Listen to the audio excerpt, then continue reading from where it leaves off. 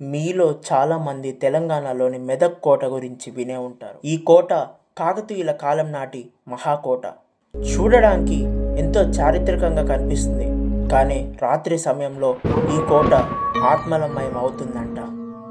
స్థానికులు చెప్తున్న దాని ప్రకారం రాత్రిపూట కోటలో నుంచి ఏవో అరుపులు, తలుపుల శబ్దాలు వినిపిస్తుంటాయంట. అలానే కోటలో కొన్ని అజ్ఞాత గదులు ఎప్పుడు మూసే ఉంటాయి. వాటిని తెరిచినప్పుడు చాలా చీకటి, చల్లని అనుభూతి చెందారని చెబుతుంటారు.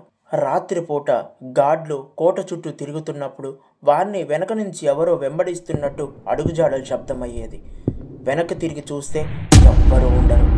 కొంతమంది యూట్యూబర్స్, బ్లాగర్స్ రాత్రి సమయంలో కోటలో షూట్ చేయడానికి వెళ్ళారు. కానీ ఆ వీడియోస్ మధ్యలో ఆగిపోవడం, వీడియోస్లో ఏదో తెల్లని నీడ కనిపించిందంట. ఇది కేవలం కథ, లేక నిజంగానే కోటలో ఏదైనా జరుగుతుందా? మీరు ఎప్పుడైనా ఆ కోటకి వెళ్ళారా? మీ ఒపీనియన్ని కామెంట్స్ రూపంలో తెలియజేయండి. Thank you.